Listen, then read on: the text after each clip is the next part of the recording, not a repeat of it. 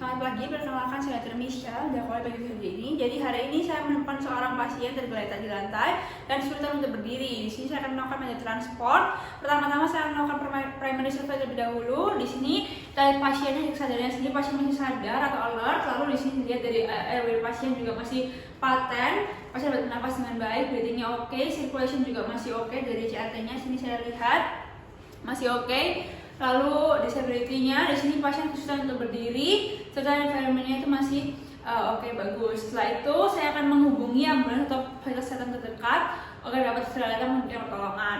Berikutnya apabila pasien sadar, di sini saya akan melakukan metode transport yang kepada ibu supaya tidak menjalani ke tempat yang lebih aman. Kalau ibu sedia. Baik.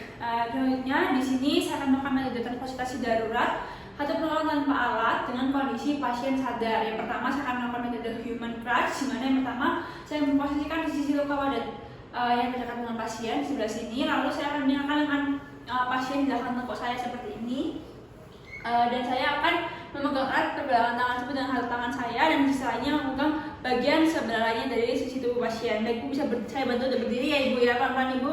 Baik, seperti ini. Lalu saya bergerak pelan dengan kaki luar untuk tombongan maju dan kaki dekat pasien untuk mendampingi pasien. Baik ibu, pelan-pelan jalan pelan-pelan ibu. Oke, baik. Oke, baik. Berikutnya saya akan melakukan metode pick up back carry, di mana yang pertama nanti saya akan meletakkan gelang saya di lantai dan punggung saya akan menghadap ke pasien. Minta tolong. Lalu saya minta penderita untuk memberikan tangan terkuatnya melewati bahu saya ke depan, dan saya akan menggunakan bahu untuk membelah badan pasien yang disusul tangan sebelahnya seperti ini. Oke, sudah. Lalu saya akan meletakkan tangan saya di belakang lutut pasien seperti ini. Lalu nanti saya minta bantuan asisten saya untuk mengikat tangan pasien agar lebih stabil dan tidak terjatuh dari punggung daerah bahu saya.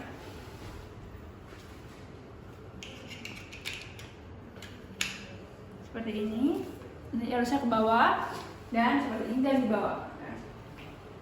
Oke, berikutnya saya akan melakukan metode armlift. Di mana yang pertama saya akan meletakkan kedua lutut saya di lantai dan punggung saya nanti akan menghadap ke pasien. Lalu nanti saya akan meminta penderita untuk memberikan tangan terkuatnya ke depan melewati leher dari penolong atau saya, menggunakan bahu saya untuk melakukan berat badan. Oke, seperti ini. Lalu tangannya seperti ini, tangan sebelahnya. Lalu saya akan meletakkan tangan saya belakang lalu bagian belakang lutut pasien seperti ini, kemudian bahu dan tangan pasien agar kondisi pasien tidak boleh terjatuh dan dari punggung saya. Dan saya akan melakukan hal yang sama dari sisi tangan yang lain, dan saat tidak berdiri saya menggunakan kekuatan otot tungkai saya agar tidak jatuh. Seperti ini, saya akan bawa pasien. Baik, berikutnya saya melakukan metode fireman's carry, di mana yang pertama saya akan minta pasien untuk berdiri ataupun duduk. Lalu saya akan posisi menyamping membuat wheel stay dengan pasien, dan saya akan memegang halut belakang tangan pasien dan halut tangan saya meraih belakang lutut dari pasien seperti ini.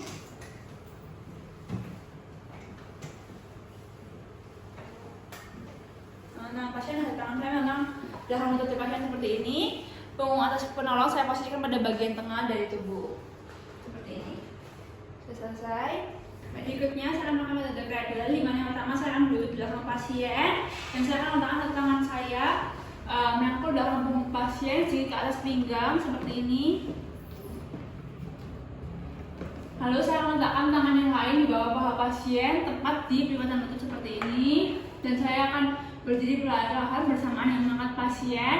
Saya akan misalkan tangan supaya bisa menggunakan sabuk yang berita untuk mendorong kembali pita, dan supaya pasien dapat disilangkan untuk menghindari cedera transport seperti ini. Baik, sudah. Berikutnya saya akan melakukan metode transportasi atau orang penolong tanpa alat dengan pasien tidak sadar tanpa cedera pundak, kepala maupun tulang belakang. Yang pertama saya akan melakukan metode drag method, di mana di sini saya akan jongkok di belakang pasien. Lalu saya akan membantu pasien untuk setengah duduk.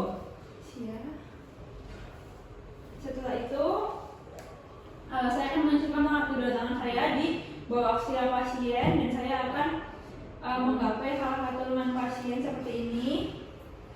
Lalu secara hati-hati saya akan menarik tubuh pasien ke belakang sembari saya berjalan jongkok ke belakang seperti ini. Berikutnya saya akan melakukan metode firefighter scroll, di mana saya akan mengikat kedua tangan pasien dengan pembalut pita dan menghilangkan depan dada seperti ini. Dan saya juga akan menghilangkan kedua kaki pasien seperti ini. Dan harusnya juga dekat dengan pembalut pita. Berikutnya saya akan mengeluarkan kedua lengan pasien ke leher saya, lalu saya akan merangkak secara perlahan seperti ini. Ini lalu saya akan merangkak secara perlahan. Ini ada backward drag, di mana saya akan berdiri di belakang pasien dan menghilangkan kedua lengan pasien di depan dada pasien. Lalu saya akan menyelipkan kedua lengan saya di bawah aksila pasien dan menggenggam pergelangan tangan pasien, dan saya akan berhati-hati menarik pasien ke belakang seperti ini. Siap, jangan ke depan dada, lalu saya akan seperti ini, lalu tangannya akan saya pegang dan saya tarik. Selanjutnya, kami akan melakukan metode transportasi dengan dua orang penolong tanpa alat. Pasien tidak ada cedera kepala, leher maupun tulang belakang. Yang pertama, kami melakukan metode fore and aft carry. Pertama, penolong 1, jongkok belakang pasien, bantu pasien untuk setengah duduk dan menghilangkan kedua tangan pasien di depan dada. Kemudian penolong 2 di bagian kaki pasien dan silangkan kedua tangkai kaki pasien. Berikutnya, penolong 1 menyiapkan kedua lengan penolong di bawah aksila pasien seperti ini dan menggenggam pergelangan tangan pasien.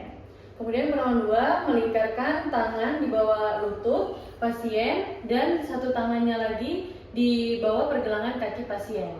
Berikutnya, penolong 1 memberi aba-aba untuk berdiri dan mulai bergerak maju. 1, 2, 3, berdiri. Dan dapat bergerak maju.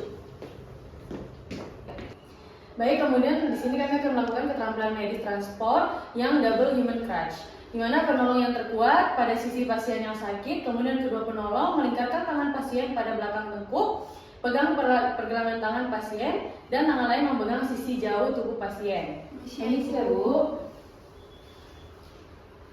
Kemudian salah seorang penolong menjadi komando untuk bergerak. 1, 2, 3. Baik, sekarang kami akan membawa pasien ke tempat yang lebih aman. Kemudian ya, Bu. Baik, selanjutnya kami akan melakukan teknik transport yaitu two-handed seat, di mana kami akan mengaitkan kedua lengan penolong dengan saling menggenggam pergelangan tangan. Kemudian kami akan berjongkok dengan kaki satu di depan. Setelah itu meminta pasien untuk melingkarkan kedua tangannya di masing-masing bahu penolong atau punggung kedua penolong.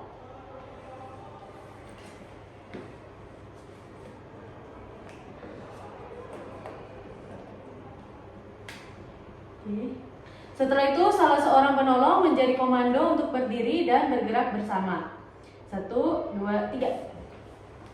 Kemudian tinggal membawa pasiennya ke tempat untuk tindakan. Baik, berikutnya kami akan metode three-handed seat. Yang pertama, kami akan mengkaitkan 3 tangan dari penolong dengan saling menggenggam erat pergelangan tangan seperti ini. Lalu jongkok dengan satu kaki depan.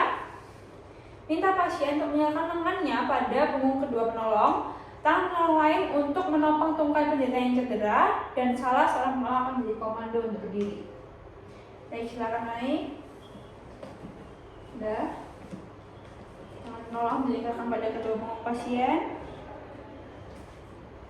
Salah seorang penolong menjadi komando untuk berdiri dan bergerak bersama. 1, 2, 3, berdiri. Oke, baik, kita akan bawa pasien. Baik, di sini kami akan melakukan metode transport darurat dengan alat, yaitu menggunakan transportasi dengan kursi. Yang pertama, bantu pasien untuk duduk di atas kursi. Berikutnya, satu orang penolong berdiri di belakang kursi. Dan kemudian penolong kedua jongkok di depan dari kursi dengan punggung menghadap ke penderita, namun bisa juga dengan penolong menghadap ke arah penderita. Berikutnya, penolong pertama memberi komando untuk berdiri dan bergerak bersama. 1, 2, 3, berdiri.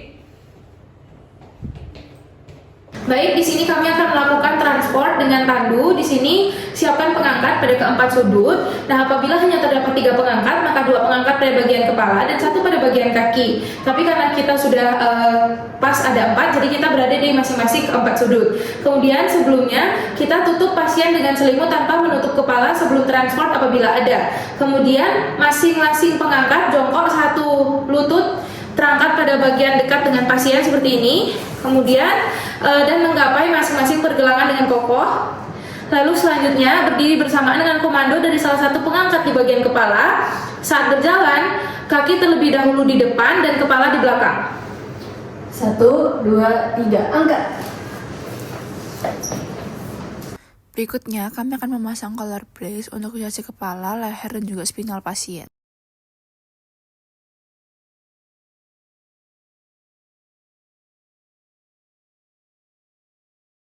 Kami juga akan memasang bantal pasir untuk isolasi kepala, leher, dan juga spinal dari pasien.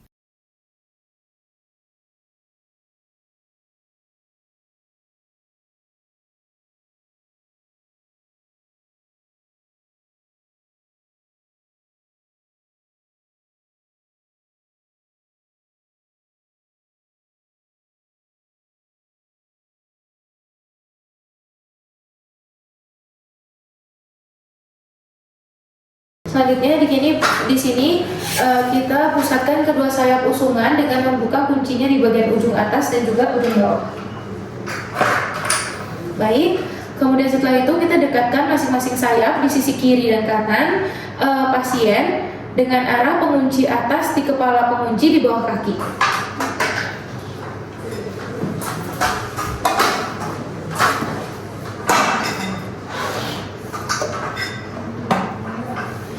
Kemudian setelah itu kita geser, hati-hati kedua sayap usungan tersebut makin mendekat pasien dengan alas pasien.